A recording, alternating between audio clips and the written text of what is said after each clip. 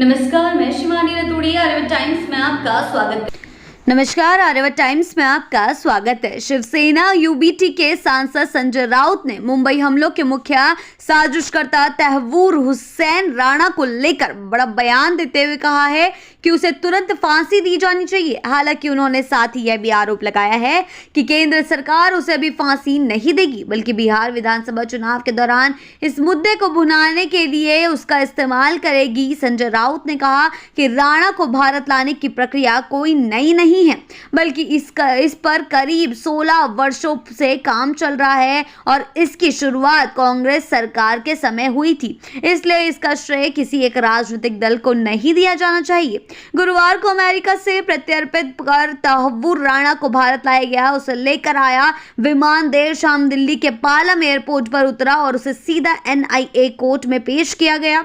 राणा को 26/11 के मुंबई आतंकी हमलों का मास्टरमाइंड माना जाता है, जो पाकिस्तानी स्थित आतंकी संगठन लश्कर-ए-तैयबा से जुड़ा हो रहा है। भारत लंबे समय से उसके प्रत्यर्पण की मांग कर रहा था और अब जाकर यह संभव हो सका। संजय राउत ने मीडिया से बातचीत में यह भी मांग की है कि पाकिस्तान में मौत की सजा का सामना कर रहे कुलभूषण जाधव को हर साल में भारत वापस लाया जाना चाहिए। उन्होंने कहा है कि जाधव के खिलाफ पाकिस्तान के आरोप बेबुनियाद हैं और भारत पहले ही अंतर्राष्ट्रीय मंचों पर यह साफ कर चुका है।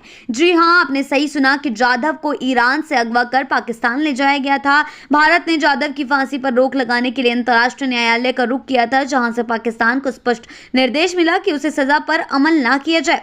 राउत ने यह भी याद दिलाया कि तहव्वूर राणा भारत प्रत्यर्पित होने वाला पहला बड़ा आरोपी नहीं है। इससे पहले 1993 के मुंबई सीरियल ब्लास्ट केस के आरोपी अबू सलेम को भी पुर्तगाल से भारत लाया गया था। इसी क्रम में उन्होंने मांग की कि आर्थिक भगोड़े नीरव मोदी और मेहुल चौकसी को भी जल्द से जल्द भारत लाया जाना चाहिए, ताकि देश की न्यायिक प्रणाली के तहत उन्हें सजा दिलाई जा सके।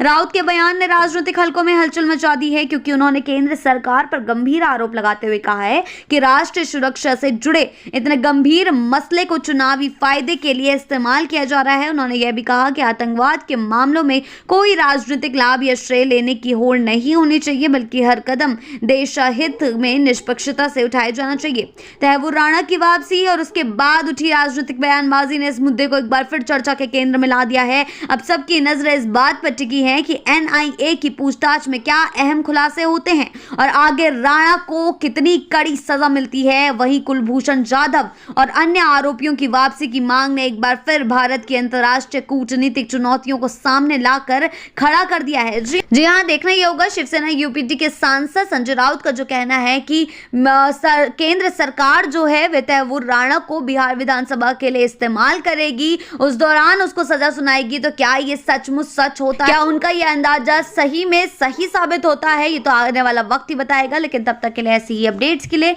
जुड़े रहें आर्यभट्ट टाइम्स के साथ ही चैनल को सब्सक्राइब करना ना भूलें और हमारी फेसबुक और वेबसाइट के साथ भी जरूर जुड़ें।